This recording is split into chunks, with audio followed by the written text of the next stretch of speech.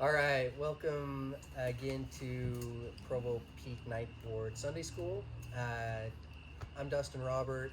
This is Anders. We're in the Sunday School presidency, and we have two teachers, LJ and Marin.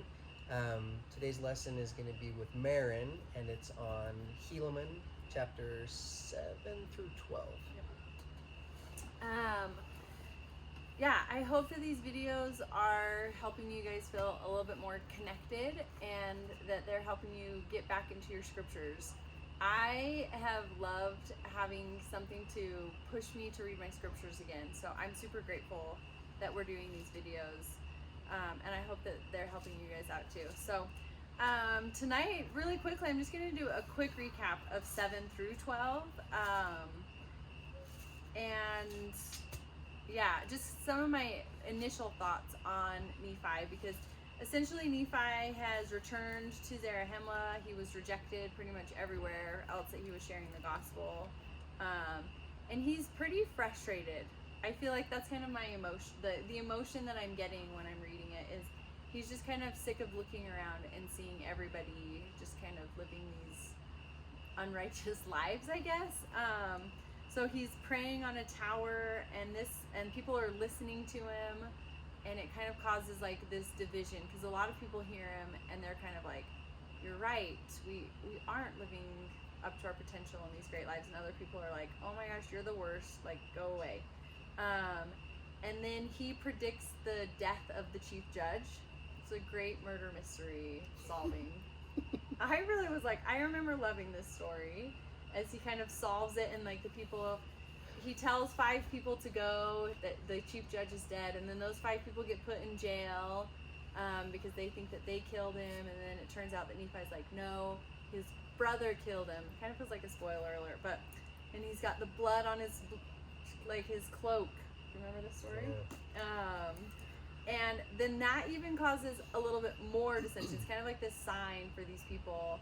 And half of them are kind of like, oh my gosh, we believe. And the other half is like, oh, I don't know, I still don't believe.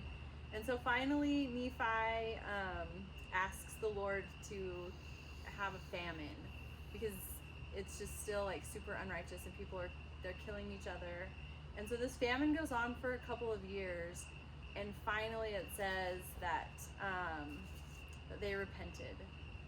And it's because they repented, Nephi goes back to the Lord and he says, okay, like, they've repented, can we end the famine? And automatically it starts raining, and the famine ends. And it goes on for a couple of years. I can't remember how many years, but it's peaceful for a couple of years. And then essentially the Gadianton robbers kind of come back and start to cause major problems again. And I feel like in chapter 12, Nephi's just really sick of this. You know, like he's kind of fed up. And that was where I wanted to kind of start our discussion tonight. Chapter 12, verse 1, he says, and thus we can behold how false and also the unsteadiness of the hearts of the children of men.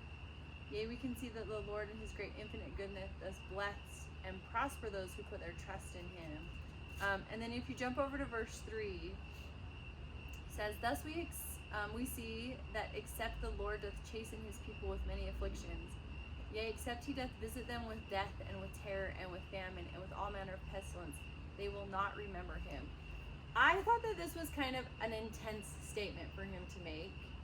And that's what I kind of wanted to throw out to you tonight is that true that we only remember God in those hard moments? And if it is true, then how can we be better about remembering him always? And what are like some of the things that distract us or stop us from remembering God? So I'm going to ask LJ first to kind of take over. He's nodding his head. So the head nod was supposed to mean I'm with you. You should ask somebody else. Okay, well, you have to answer first. Just kind of like all of that, like that I just spit out at you. I felt like it was kind of an intense statement to say that Nephi's pointing out, but at the same time, that's kind of what he's experiencing, right? Yeah. You know, we kind of see this a lot in the scriptures where people forget the blessings that the Lord gives them, and then it takes the blessings being removed or revoked. It takes some hardship for them to remember the Lord.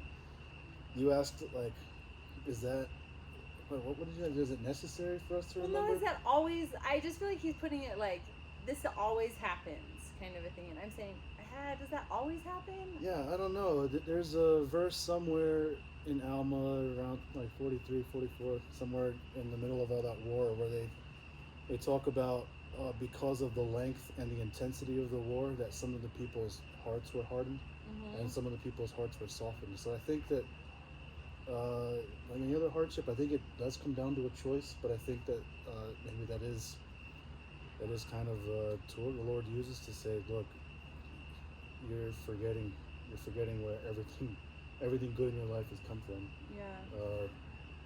I don't know. That's a good question, but I mean, basically, I think that it is a choice. Like it is a state of mind, right?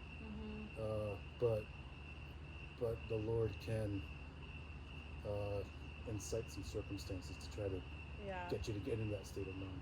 I know, and that's what I think I was thinking is it is so individual, right? There are times where life is hard and the gospel makes it better, or there's times when life is hard and the gospel sometimes, you know what I mean, like it can make it harder a little bit. And I think in here he's saying, like, if you keep reading, he's saying if you will keep the commandments and live, you'll be blessed with, and he does really say like with wealth, or you know what I mean, all of these things. And I was kind of like, oh wow, I feel like I've seen some people become super active, and it's like financially they kind of like, I lost my job, you know what I mean, I'm super active in church right now, I'm doing my calling, but I financially am struggling, or you know what I mean, kind of a thing. And so I'm just saying, I feel like I struggled a little bit with these chapters in that sense that I felt like Nephi was kind of angry, and he said this, and I was like, oh, I don't know if I fully agree. I don't know. I'll turn it over to Anders, the president. Yeah, I think for me it's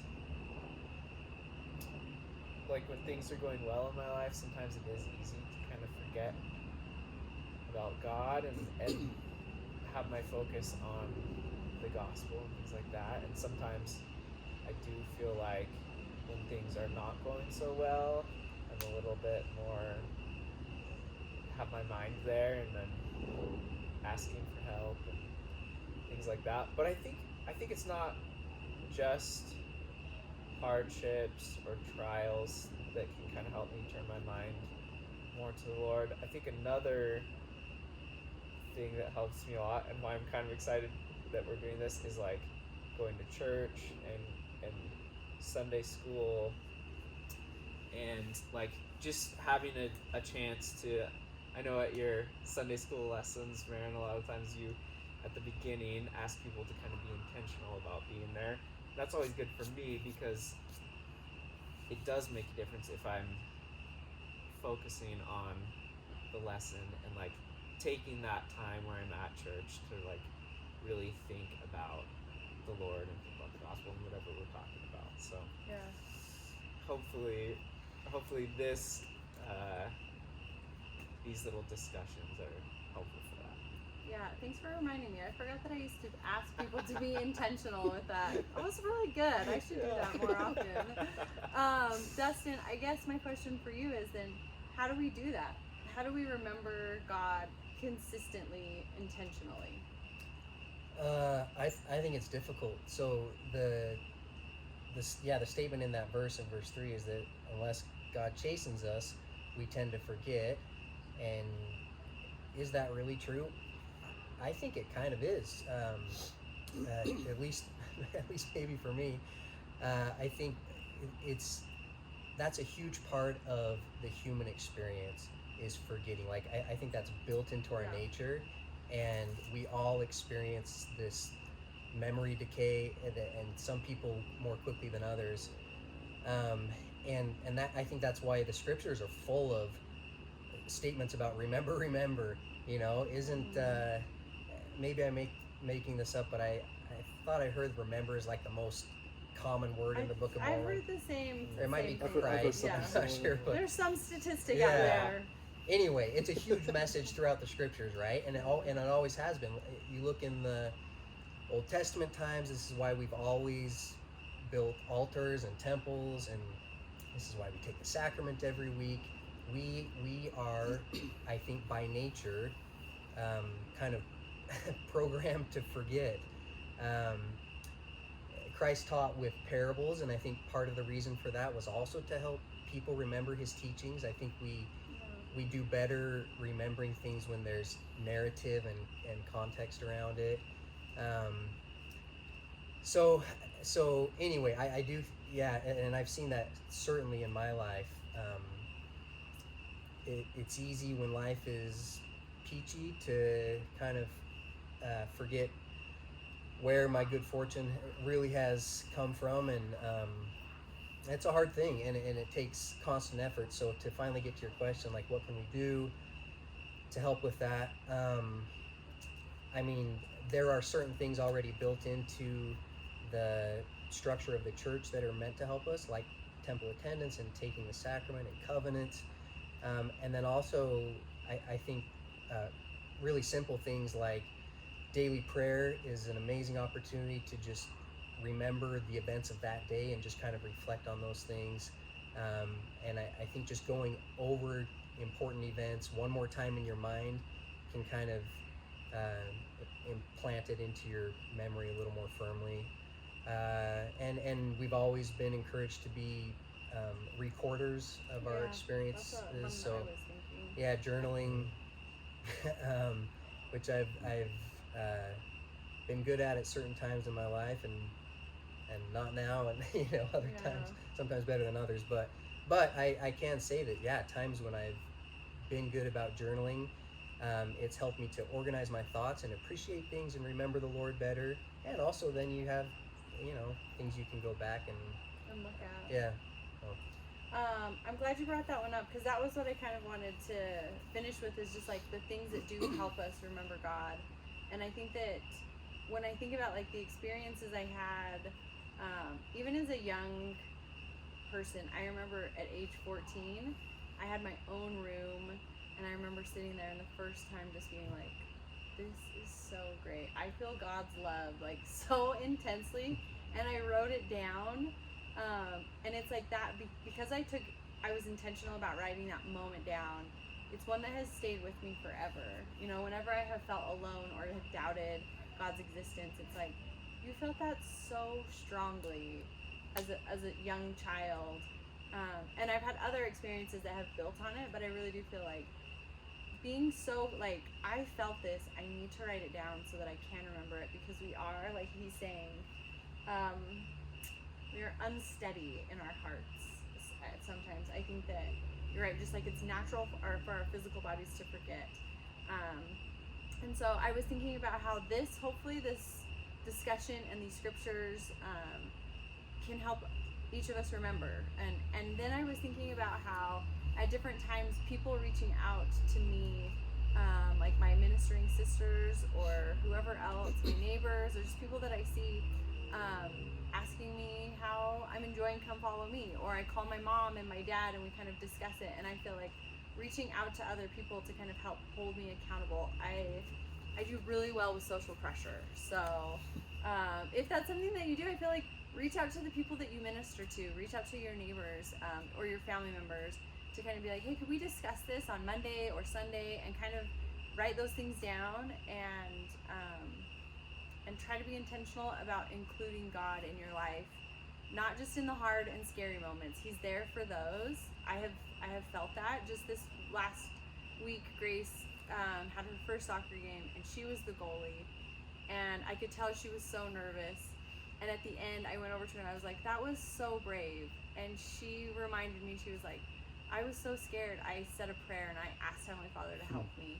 And I just had this like tender moment where I was like, do I do that? I want to be better about that. Like in those scary, hard moments, reaching out to God, but also in the happy, sweet moments, finding gratitude and developing a relationship with Him. And so I would hope that we can encourage each other. And I'm grateful for this discussion that we've had to help me remember more. And I say in the name of Christ, amen. Amen. Thank you, Aaron. Hey, if you have thoughts that kind of came into your mind as we were speaking, share it in the comments. I think it would be nice to get some interaction through the comments, and also we would just love to kind of like hear the thoughts of the members of the ward on the topics that we're studying and thinking about. So we will do another video next week, so stay tuned for that.